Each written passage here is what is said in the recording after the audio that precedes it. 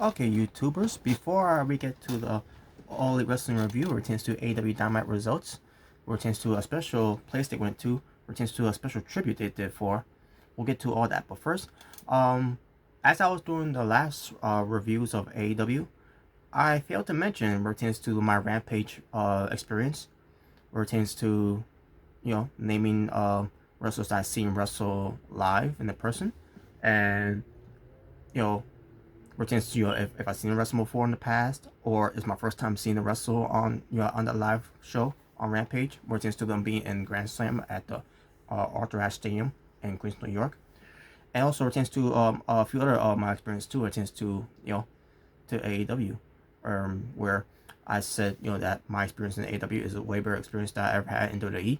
Besides Madison Square Garden, but besides that, um yeah, so what I'm going to do here is before we get to the AW results for Dynamite, where it pertains to them being in Rochester, New York, which was an event that was supposed to be in a year and a half ago, where it pertains to the debut for Brodie Lee.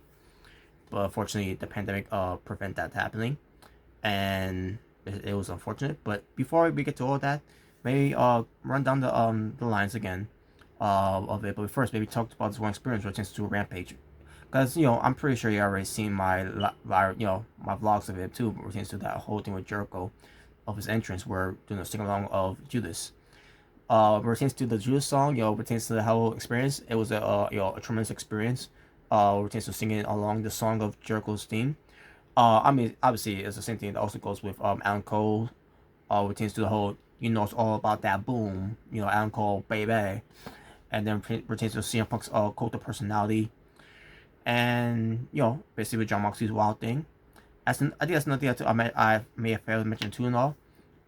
This whole thing, I don't remember if I talked about it on that, but I'm gonna talk about it here. But which is Chris Jericho's theme, Judas on my mind. It's an experience that you heard of and seen of on TV before as well, and it was no different. But it tends to Arthur Stadium, in Rampage, after the tape, the live show of Dynamite happened, and then returns to the taping of Rampage, for those going to be let on a Friday on that time. It was pretty cool. So yeah, and it pertains to Wild Thing, that whole thing too pertains to singing along the song. Not much, we didn't really sing much of the song, that much of it. Maybe for a little bit, maybe because we're to the opener of the main event match. Basically the heels went at them as they got through the through the barricade guardrail, which I want to say, and they were chasing after the match, obviously with Moxley and Kingston winning because of the assist of Homicide being there, which was it was pretty cool too. By the way, with that whole thing, just seeing Homicide there, pertains to that type of experience, is pretty amazing too. With seeing Homicide, never thought that Homicide was going to be there. Doesn't mean he was all elite. It was just that he was just there to pick up his buddies, and that's exactly why he was there. But yeah, that was fun and all. And then after the show, it tends to sing along the songs. Again, I don't remember if I mentioned. I think I may have did mention it before, but where it tends to, yeah, I'm assuming I did. Basically, sing alongs of other songs that they turn on after the show went off the air. But Moxley is in the ring with Homicide and Eddie Kingston there, and then they start leaving the ring, and you hear all the songs playing there, and then everyone starts already getting to leave and all. So that was pretty cool experience there. Now as far as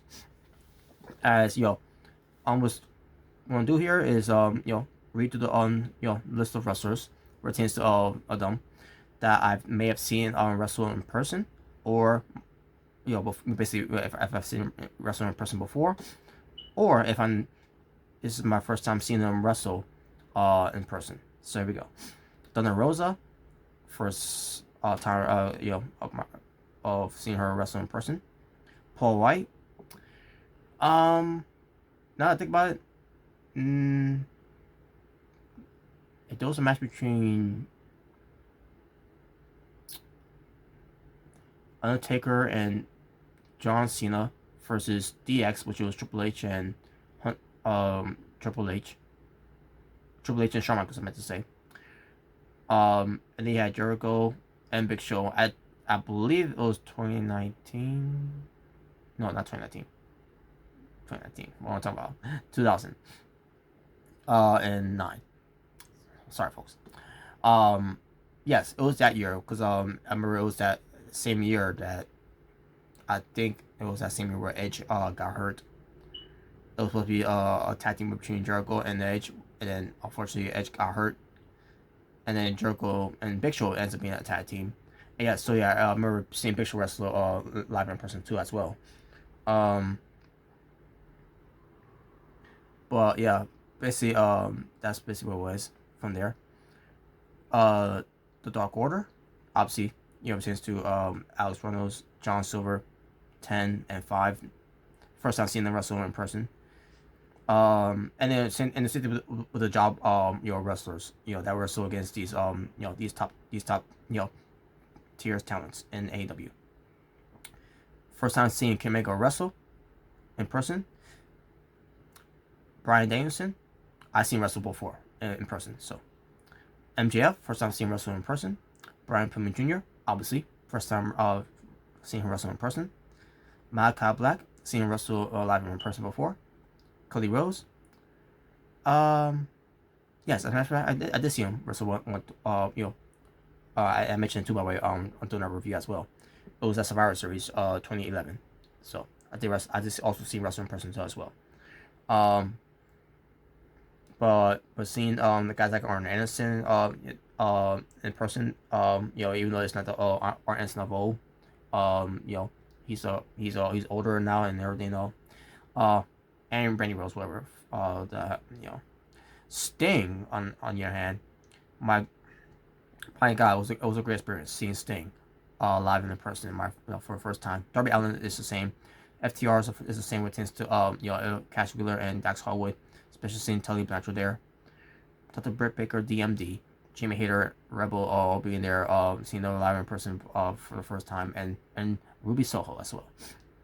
And then you get CM Punk. Obviously, I've seen him wrestle plenty of times before in 2009, live in person, and in 2011. And I miss CM Punk of his promo from TLC. He wasn't wrestling. He was basically recovering from an injury he had. It was supposed to be CM Punk versus Ryback in a TLC match, but then he got hurt during the build up, and they ended up changing the match instead of having Brian have CM Punk and Ryback. They had instead Ryback, Bryan Danielson, and Kane versus The Shield, Roman Reigns, Dean Ambrose, and Seth Rollins. And that was a great match too. Should have been the main event, but instead of that being the main event, it was John Cena and Dolph Ziggler, and some shenanigans happened in that match. And fuck John Cena, by the way. But anyways, but my first time seeing Powerhouse Hobbs wrestle live in person before, was pretty cool as well. Because I'm a fan of Powerhouse Hobbs. Hopefully we get to see Hook wrestle. I know someone's not gonna like that, I'm just saying. Super Cook, which Adam Cole, seen wrestle in person before back in the NXT days against Ricochet, which Adam Cole should have won, but then again it's whatever. Young Bucks, I seen wrestle live in person before in Ring of Honor. Doc Gallows was out there. I remember seeing him live in person before too in Ring of Honor as well. Brandon Cutler, seeing him, even though I didn't want to see him anyways. Christian Cage, I don't recall. Have I seen him wrestle live in person before? I'm trying to think back. If he wrestled in 2011, maybe a Survivor Series. I remember seeing him wrestle live in person, and during the ECW times of the ECW in 2009. Other than that, I don't remember if I seen him wrestle anyone else afterwards. But from there, I could count that too, by the way. Which is Christian Cage wrestling on live in person programmings pertains to pro wrestling. Jurassic Express, obviously my first time seeing them wrestle, Jungle Boy and Luchasaurus, and seeing Marcus Stone out there as well. Man of the Year, Scorpio Sky and Ethan Pace, my first time I ever seen them compete live in person. And then we're to Chris Jericho and Jake Hager. Obviously I've seen them wrestle for plenty of times, live in person before, back in the days of WWE. Lucha Bros, First time, seeing them wrestle live in person. Same thing with Santana Ortiz. Basically, Lucha Bros, Penta El Zero Middle and Rey Fenix. Alex Abrahantes was out there as well, obviously. With the Hart Family Office, seeing Private Party wrestle live in person before, for the very first time, including the Butcher and the Blade. Isaiah, basically Private Party of Isaiah Cassidy and Mark Quinn. Seeing Matt Hardy out there for the, and I don't recall if I see him wrestle live in person before. Unless that one time, and that was in Ring of Honor. Other than that, I don't remember him seeing wrestle in WWE or any other events that he's been to.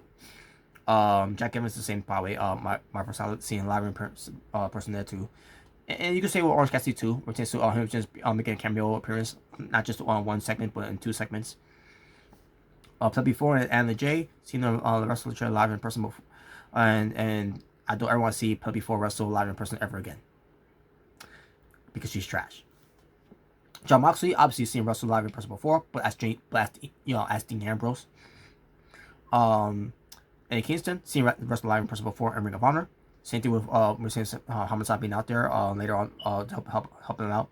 Minoru Suzuki, and then Archer, first time seeing them wrestle live in person. So, and there you go, folks. That's my list of those that I just named pertains to seeing them wrestle live in person, and just seeing those wrestlers, those stars, in AEW, appearing there live in person. And either way, it was cool experience.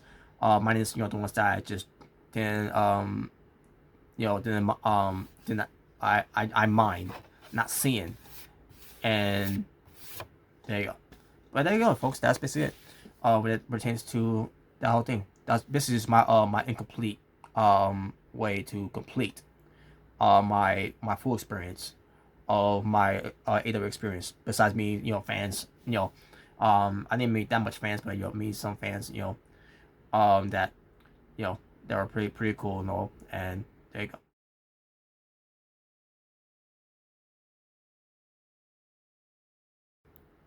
And now, ladies and gentlemen, on YouTube, for It's the Natural Scary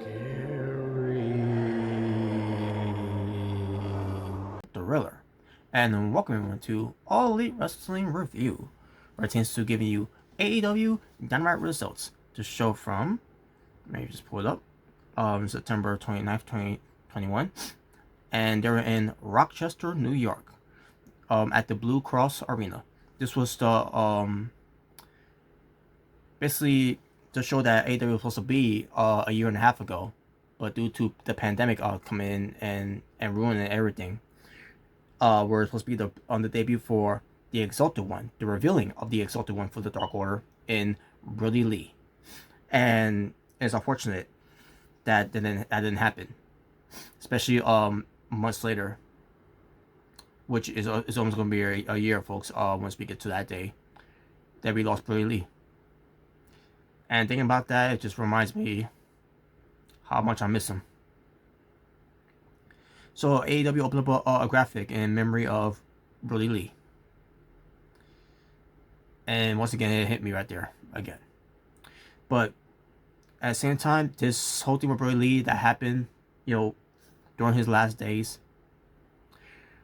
his final times, with his friends and family, where we didn't know anything what was going on, which is why this company did a great job of keeping this secret that we didn't what was going on with him, of his health, which we didn't know what was going on with him. We thought maybe it was just an injury they had, which is why he wasn't on TV.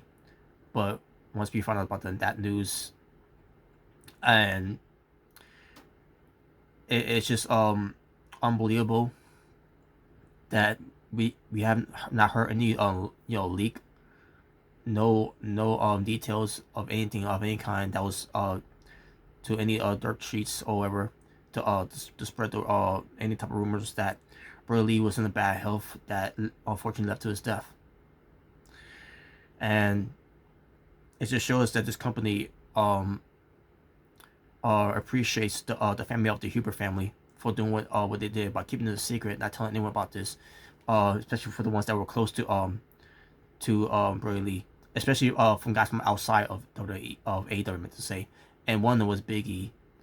One of them was Peyton Royce before obviously we know what happened with her months later of this year, with her being released. But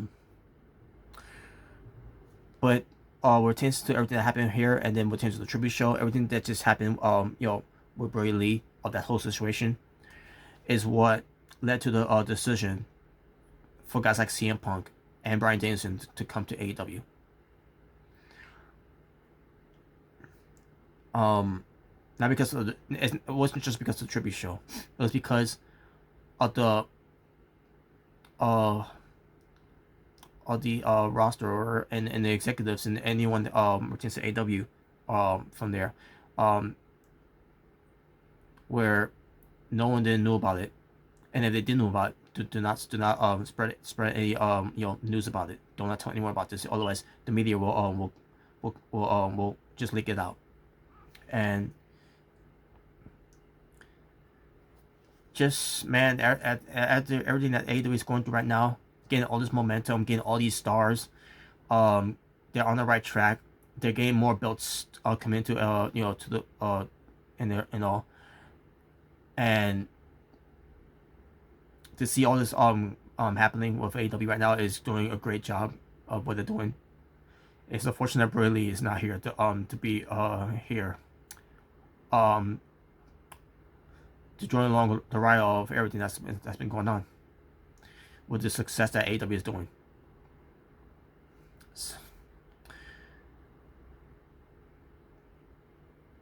And I don't know how else to say it, but that's the way best way I can say it. That maybe AEW would not be where it is at right now if it wasn't for how inspiration Brodie Lee was to everyone that surrounded him and loved him. Yeah, as a friend, a brother, a colleague. Just it's hard to talk about this. It really is, but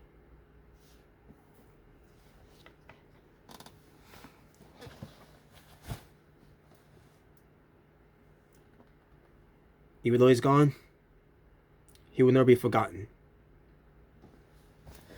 At the end of the day.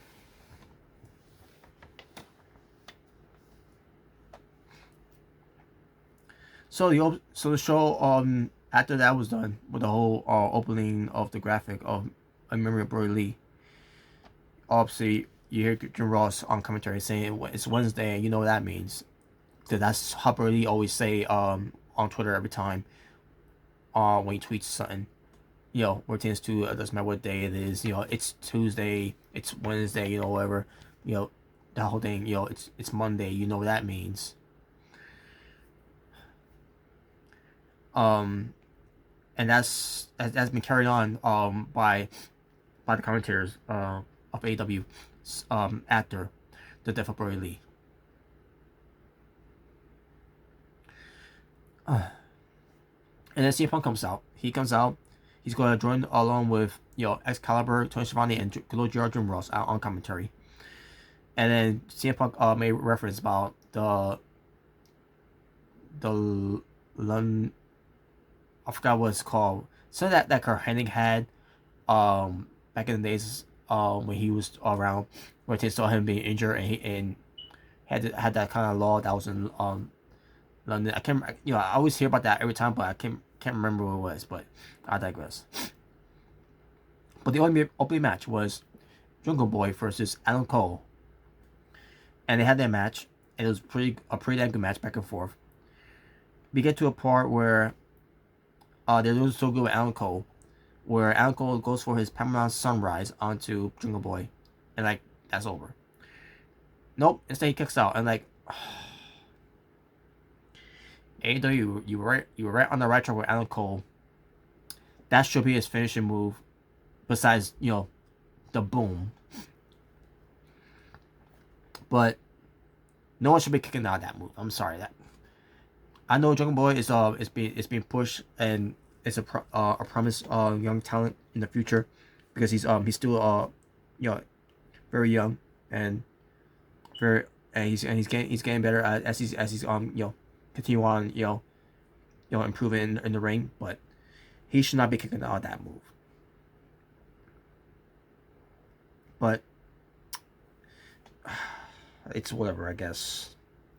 But then again, everyone not only everyone kicks out of the Canadian Destroyer, whatever, but everyone also basically knows substitute in a way, like how Matt Jackson did back in 2019 against Penta.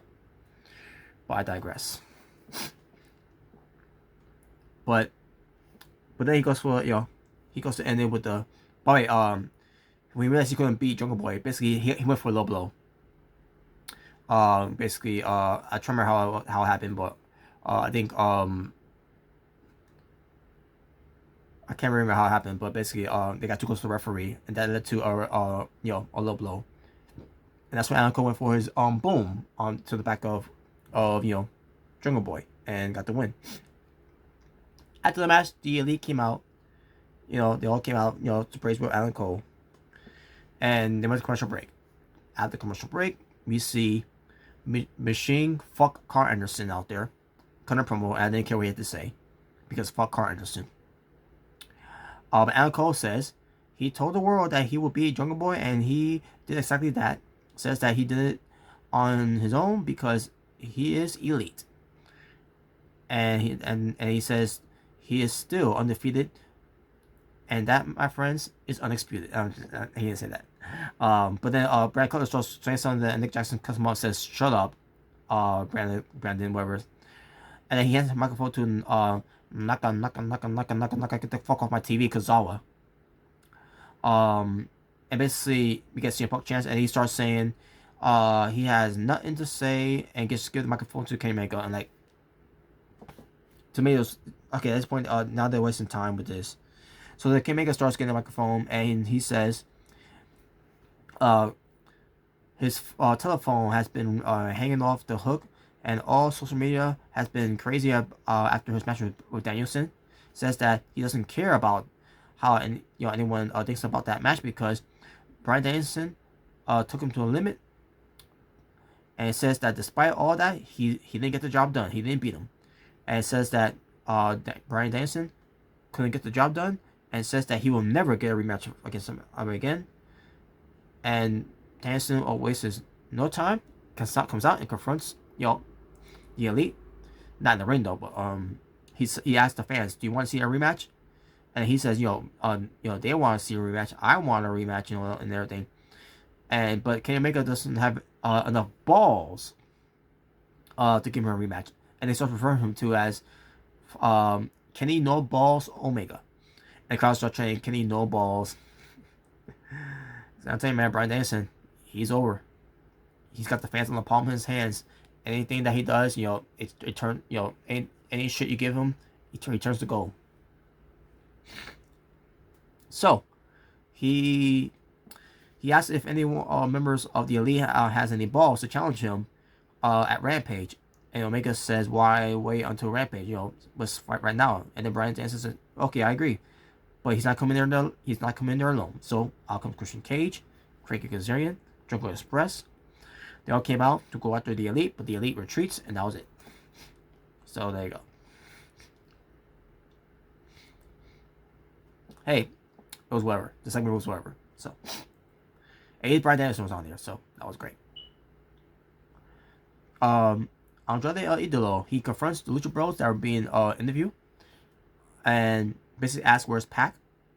And his assistant says that he thinks it's time they defend those tag titles, the AAA tag titles, I should say. Andrade says that he has many luchador friends that can help him take the belts off of Lucha Bros, and everything says anytime, anywhere, and blah blah blah, and then there's zero miedo, and that was it. So there you go. Now I don't know if it's gonna happen on the AEW television, or maybe it's gonna happen on AAA. I don't know. But we'll see. We shall see. That's something too. AEW is also in a way is also in partners in a way with AAA, because they allowed Kenny Omega to defend his Triple A Mega Championship title belt on AEW one point. I think about twice. I think if I recall, and then retains to defend the tag titles. On AEW programming before too as well. So Matt Sydal and Dante Martin, excuse me, went against the Nightmare Family of Cody Rhodes and Lee Johnson, being accompanied by Arn Anderson and Brandy Rose. Match champions ends up being pretty good, with Lee Johnson getting the win because Cody Rhodes was not focused, and so Lee Johnson got the win with the brain dog onto, I think it was on Dante Martin, and yeah, after the match though, Cody Rhodes starts getting by the way, and during this match too, by the way, even the entrance, Cody Rhodes was getting booed. Yeah, and then Cody Rhodes gets on the mic and crowd's booing him, and Cody Rhodes challenges Malachi Black to come out, and Arn Anderson intervenes and says to stop talking, Cody. Basically tells him to stop talking. Says that he has systematically destroyed them, and he questions what Cody Rhodes was doing when he took his boot off and give a speech. Basically says to Cody should have finished Black last week. Instead, on that week when we're in Alderaan Stadium, but instead of checking on him, basically what Cody was checking on Arn Anderson when he fell off the apron, not the botch spot. I'm talking about with the actual angle spot. Says that Black is an assassin that will do anything to destroy the man he's in the ring with, and says that he would fight him for Cody, but he's too damn old. Basically Arn Anderson saying himself that he's too damn old, and says that Arn Anderson says the biggest difference between Cody and himself is that when Cody Rhodes if someone pulls him over, with a gun, in the streets, and tells him to get out, Cody Rhodes says, "Okay, don't hurt me, I'll get out." Meanwhile, Arn Anderson, oh my god,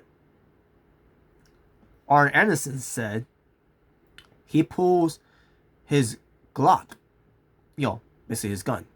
I guess he couldn't say gun on TV, wherever. But he says Glock out, and spills the guy's brains all over the place. And ever since that happened, when Arn Anderson cut that promo, because some people know what he meant when he said that. Also, we get memes of Arn Anderson where it says him having a gun in his hand, and then having him being named as Armed Anderson because he's armed. Wow. And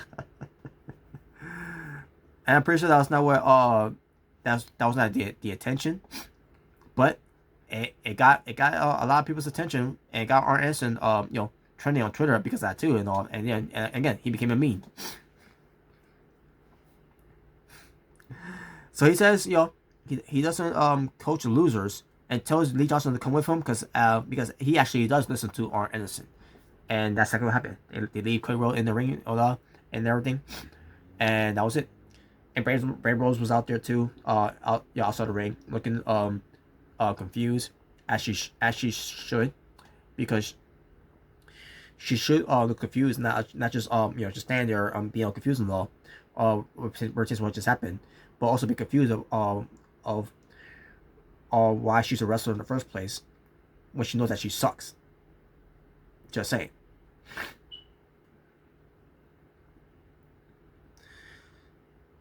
And there you go. That was it. The match was good. The match was good, and the promo was good from Arn Anderson. And there you go.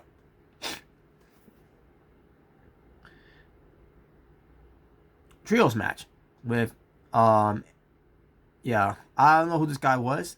And to me, when we're just looking at him, I'm like, I don't know why he was there, but he was there.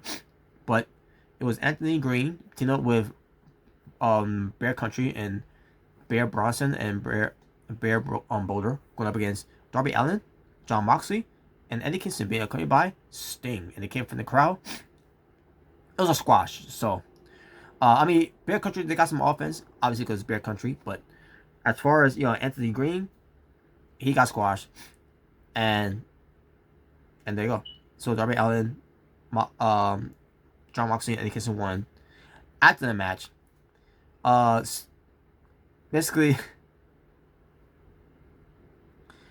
Sting came in the ring, and I can't remember who it was that gave this guy Anthony Green to Sting to give him a Scorpion Death Drop, and Sting's like, oh well, Scorpion Death Drop. And then also a Kiss in the crowd, pulls out gets one other Brodie Lee sign from the crowd and holds it up, and I thought that was nice. So, Ruby Soho and Britt Baker with the video promo here. Kind of dueling promos on each other pertains to the match that they had. Britt Baker says that Ruby Soho has to go back to the end of the line. And Ruby Soho says that the next time they'll face each other, she will feel the consequences, and she will take the title away from her. So there you go. We'll see if they will get that rematch, eventually. But we'll see how that turns out too. But it's to one title that's been introduced, which is going to be the next review I'll talk about on Dynamite. Matt Hardy leads the Hardy family office to the ring. Says that he was supposed to make his debut. That's nothing too. That's another thing that was lost here. Matt Hardy was also supposed to make his debut here on Rochester, New York, a year and a half ago. But unfortunately, that got deleted because they don't deserve him. Basically, the crowd from Rochester, New York, don't deserve him. Okay. So this led to a match.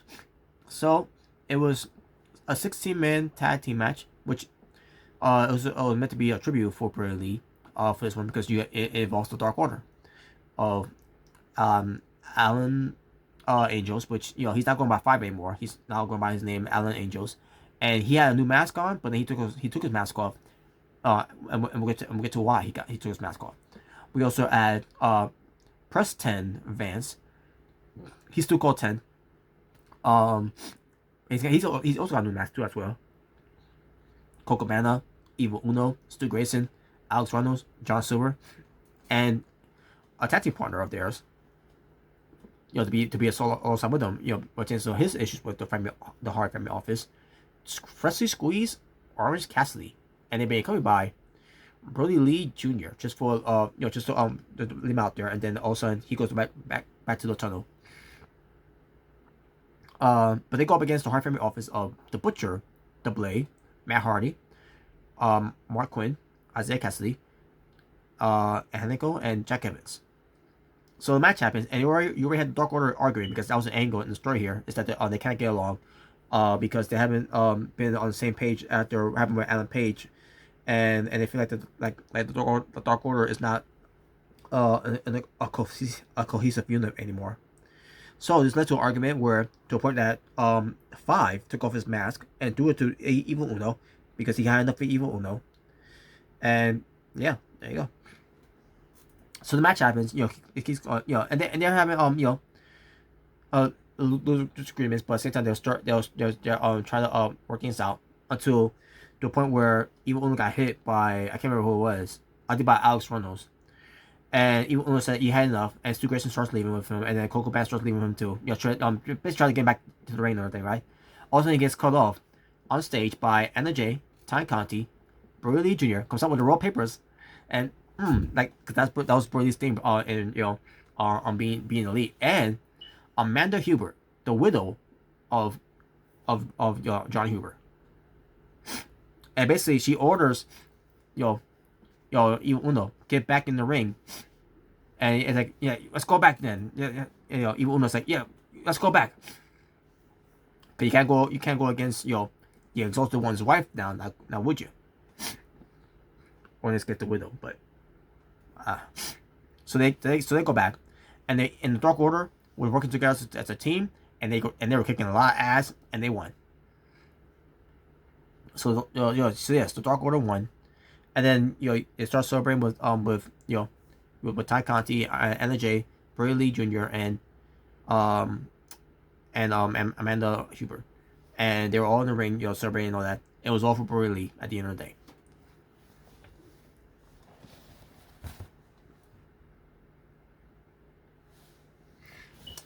All for Brodie Lee there. That was a great. What a tribute match that was.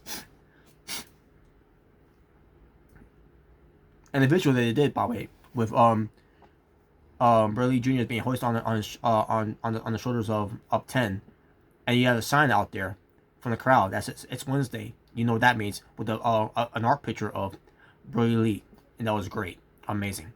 In fact, here's a picture of it.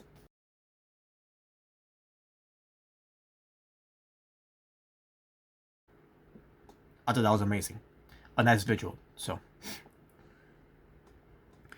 and by the way, if anyone has a problem with that, and saying that it was distasteful and everything, I need you people to to stop watching, stop paying attention to what's going on with AEW, because apparently nothing's going to please you or what AEW is doing is a good thing. Because if you think that was tasteful, despite how WWE does things on TV and on ads and everything, that what they do is not tasteful.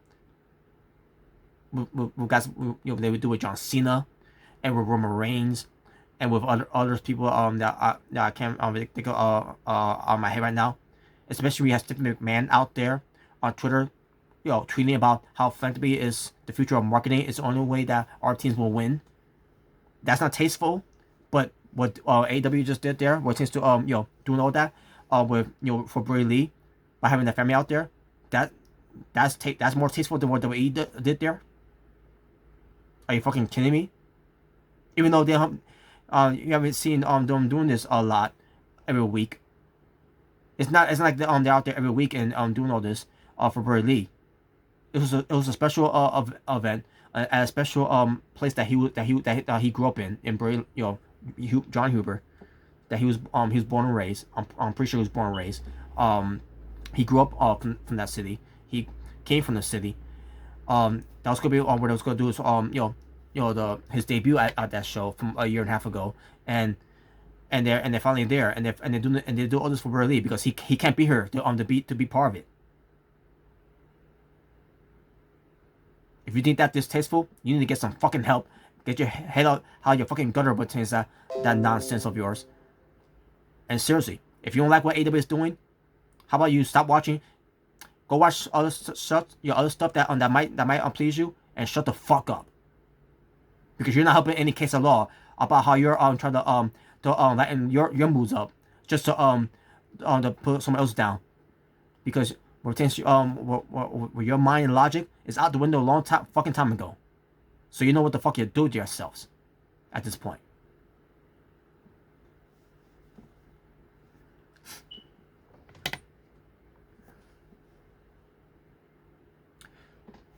Lee Johnson. I'm sorry, not Lee Johnson. Leo Rush, I meant to say. He cuts a promo. A video promo, I should say. Because, this was shocking to me, by the way. Leo Rush does a video vignette, cutting a promo that, about Tony Khan trying to get back into the company. Because unfortunately he got hurt from doing nothing, and now he's coming back. So his whole quote unquote retirement he's gonna be doing, which he's retired before, by the way. And let's face it, if you're a wrestler and you say you retire, you don't really retire, unless you're an AJ Lee or Stone Cold. Who else got put in there?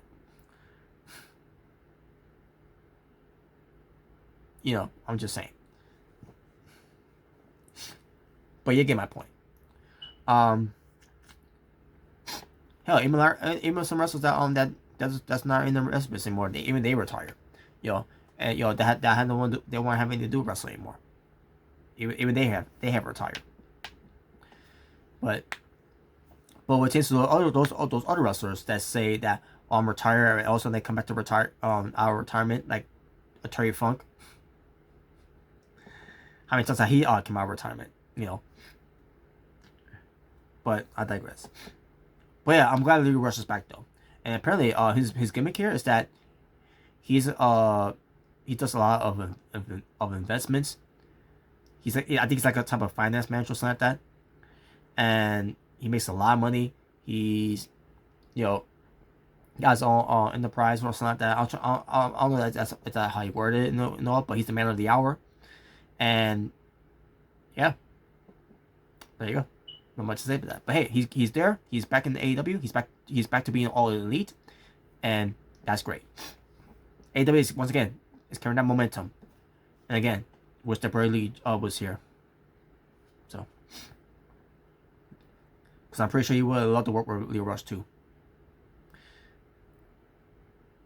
FTR clear promo backstage pertains to saying that they are, are revived and all that, and which is bad news for the team of AEW. And let's just hope that that AEW is going to pay attention to FTR, featuring them as a tag team, because if anyone deserves it, the opportunity to show once again they are the best tag team, is FTR.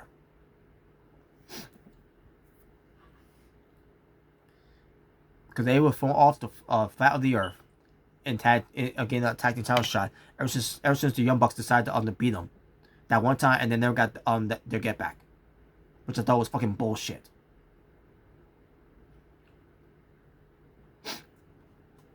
Dan Lambert, he leads Scorpio Sky and Ethan Page to the ring. He mocks Jericho after what his MMA boys did to him last week. During that time. Dan Lambert then gives Jericho credit for pulling AEW on his shoulders, while also running down AEW at the same time. Dan Lambert basically says to the crowds that they bashed Jericho's brains in, and he won't ever wrestle again. And he says that Tony Khanman's job of selling snake oil is now harder without Jericho. So then Scorpio Sky goes a promo. He says he was one of the first champions in AEW, which is being AEW World Tag Team Champions with Frankie Kazarian. At the time they were SCU. He has had one of the best winning pretensions in the company, but and even climbed a ladder to grab a giant Sonic ring. Sonic the Hedgehog's ring. And, he became the face of the revolution. And he says, but that wasn't enough for AEW. He says that Dan Lambert sees him and Ethan Page a main eventer. And then Ethan Page starts going to promo saying that the people look past them because they won't sweat or wear face paint or wear leather and then he starts running down his accolades in martial arts and wrestling. He also says that they will not be looked over anymore. And there you go. It was alright. I wasn't very into it, but it was alright. I was actually more into Page's promo than I was to Dan Lambert and Scorpio Sky. Other than the whole thing was the gigantic Sonic ring that Scorpio Sky said, basically referencing something Hedgehog. So there you go. Hikaru Shida, she cuts a promo about she's going for her 50th win, and I say to myself, so they're actually building something up this time, which tends to win the 50th win trophy.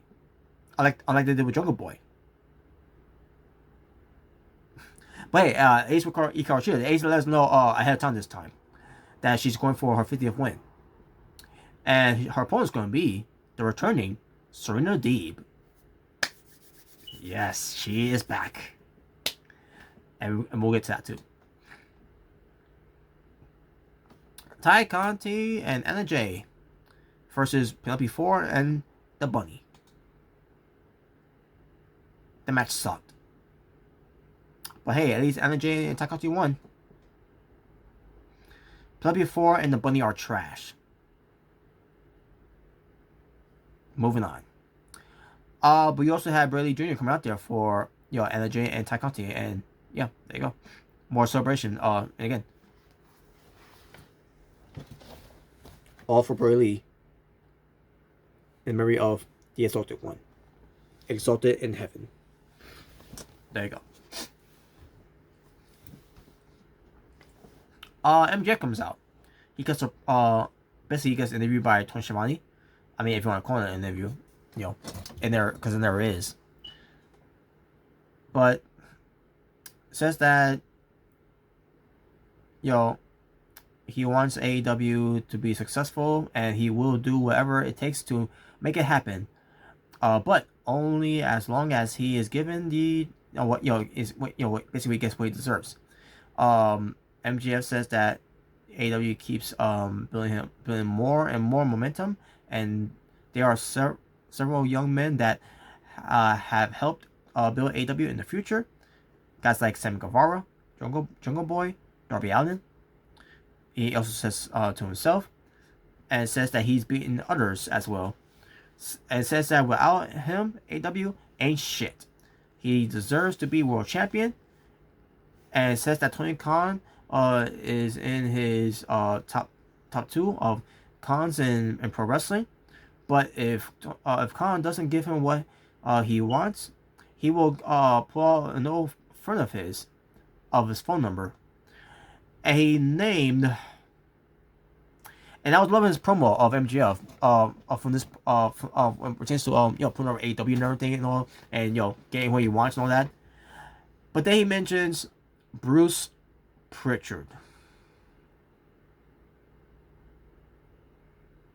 It's like when Bruce Pritchard came back to Impact Wrestling in 2017, and he mentions John Cena.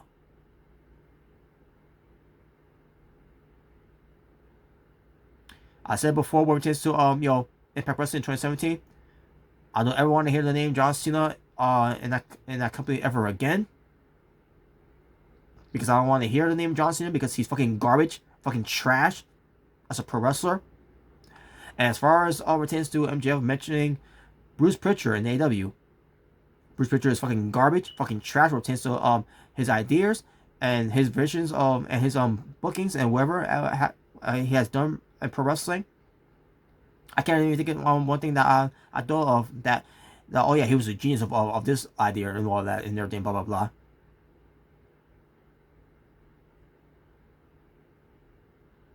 Please, never ever mention the name Bruce Pritchard in the AEW ever again. Especially when you got Bruce Pritchard, who's fucking garbage, fucking trash right now. With pertains to his higher up booking decisions. Pertains to NXT 2.0, which I call NXT shit, and with pertains to him being on Raw and SmackDown as a head writer, I think, for both shows. I think he's doing both writers for Raw and SmackDown, if I'm not mistaken. Unless I missed the part where some report that that he's only just running for Raw now, because Paul Heyman is not running on Raw anymore. Hell, when it comes to SmackDown, that was Bruce Pritchard because they fired Eric Bischoff.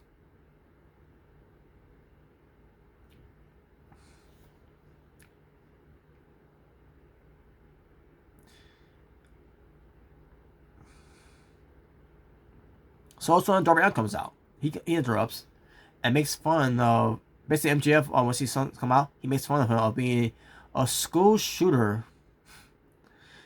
Wow,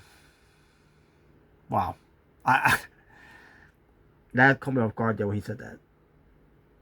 And okay, at the same time, you know what? Yeah, let's move away from Bruce Pritchard and let's keep this ball going without mentioning Bruce Pritchard. Move forward. Okay, can we agree with that? Good, because he's fucking garbage. But basically, call him a school shooter, with a skateboard. And Darby Allin tells him to shut up, and tells him to leave if he wants to go somewhere else, and go and basically gets what he wants, and no one will even care. He says that he is AEW until death, and remains MJF that he's the only one of the two that have won a championship in AEW. And then MJF makes fun of Darby Allin's voice, basically saying he has a Batman voice. And then he talks about how being straight edge, and asks him if anyone knows why is he straight edge. It's because MJF talks about his drunk uncle getting into a car accident with Darby Allin in the car, and the fact that his uncle died, and says that a travesty because the wrong man died that night. Whoa. We definitely did move on for Bruce Pritchard now. My God.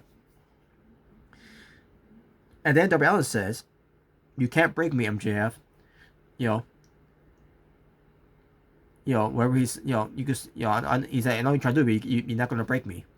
And then asks what MJF is going to do now, and then MJF gets pissed off and he leaves. And that was it. And CM Punk says, the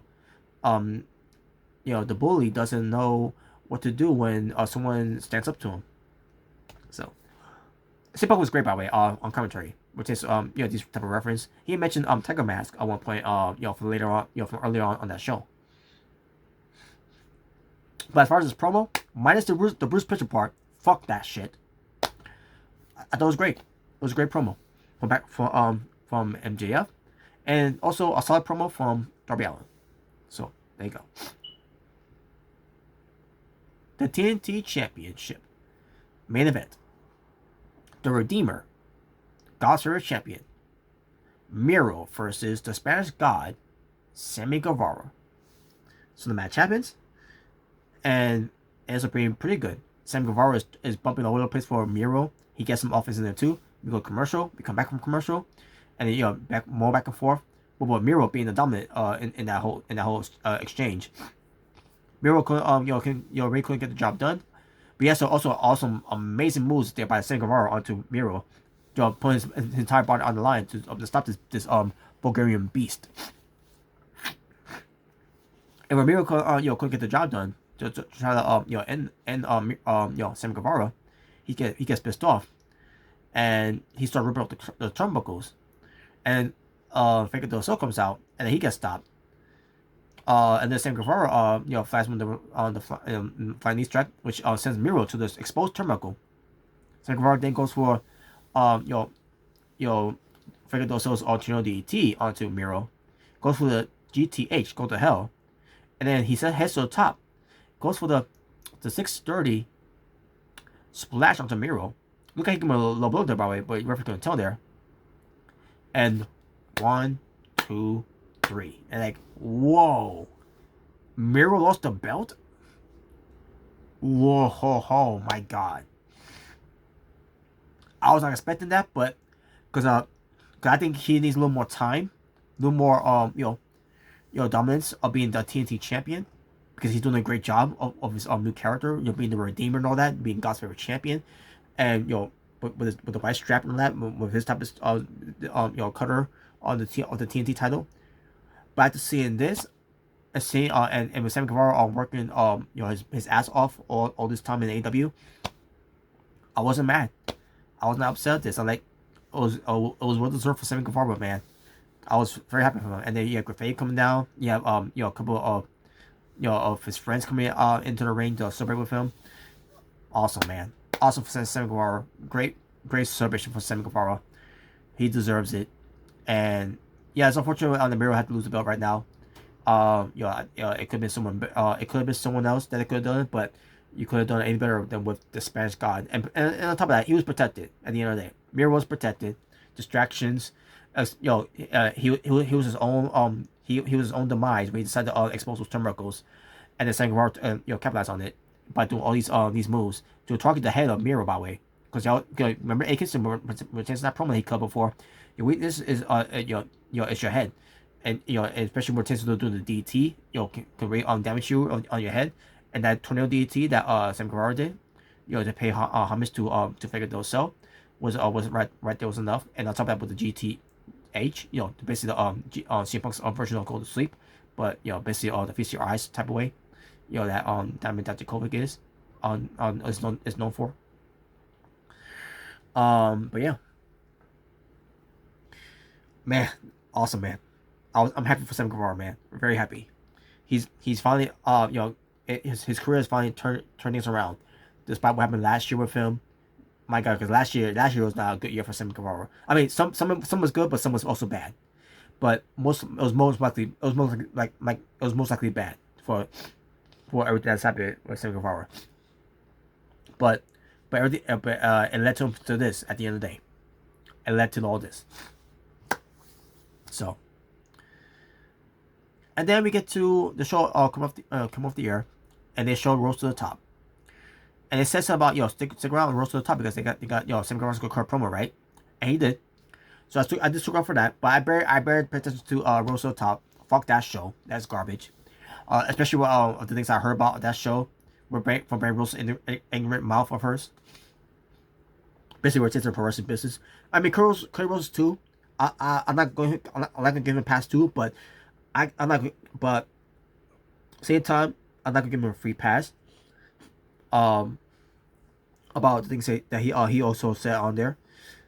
But Bray Rose, she's known to do reality shows. She's known to do reality shows before. And then we're just doing this reality show, thinking that it's okay for her to say some things that she said on there, was ignorant of her part, and she should not be in the wrestling business at this point. She's garbage, and she could deactivate her Twitter all she wants. Pertains to for us to feel bad for her. I don't feel bad for her. Pertains to that. Fuck that. Next time, don't open your big mouth.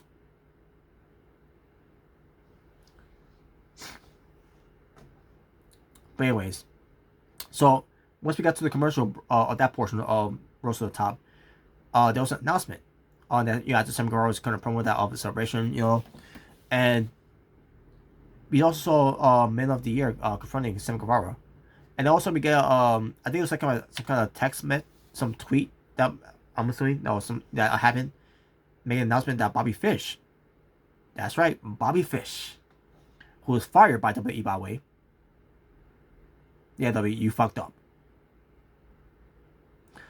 They fired Bobby Fish, so now Bobby Fish is challenging Sammy Guevara for the TNT title on the next Dynamite show, which, by the way, the next review I'm going to do that one is the 2-year anniversary of Dynamite. So, there you go. But there you go. After hearing that, I'm like, that's great. Because I heard something about him being part of MLW. And he is going to be part of MLW, and we'll get to more about Bobby Fish, what everything's happened after the Dynamite match he had with Sammy Guevara. Which, spoiler alert, Sammy Guevara didn't lose the belt. He obviously retained. Because he just wanted, and last thing I want to do is to lose the belt to a guy who's not even working for the company. And, in Bobby Fish. Not against Bobby Fish, though, but just saying. He's not going to lose the belt to Bobby Fish. But I was still expecting to see the match, how it's going to be, and spoiler too, I thought it was a great match between those two guys, but we'll get to that when I get to that review. That's basically it. And after that, I was done with watching the rest of TV, so I turned it off because I don't care to watch Rose to the Top, because I'm assuming this is going to be the kind of thing they're going to do now, pertains to after Dynamite is over, they're going to want us to continue to watch the show. So we could, once the commercial comes around, to show a segment, because they did last time, because they did this week too, by the way, which is to after the Dynamite second year anniversary show went off the air, after a certain return of someone, which we'll get to when I do that review. But by this point now, you already know who it was. But you'll get to that. We'll get to that this coming week. But there you go, folks. But yeah. But what I'm trying to say here is basically it's the way for us to watch on the show, reality show, that no one even cares to watch anyways. Because let's be honest, who watches that show? Who's gonna watch that show? To learn anything about Bray Rose and anyone else, for that matter. I don't care to watch a reality show anymore. As a matter of fact, reality shows during this time right now, in this era, doesn't compare to reality shows from years ago. Like The Flavor of Love. What was the other reality show? That Bachelor or thing, whatever. I don't see that being entertaining, basically. And I don't see that being worth my time. And I was right. After hearing about what was said there, yeah, I'm definitely passing on that show. Fuck that show. Rose to the trash. That's what it should be called. And there's no disrespect to the Rose family's name. Just saying. I'm just saying. To that show itself, fuck that show.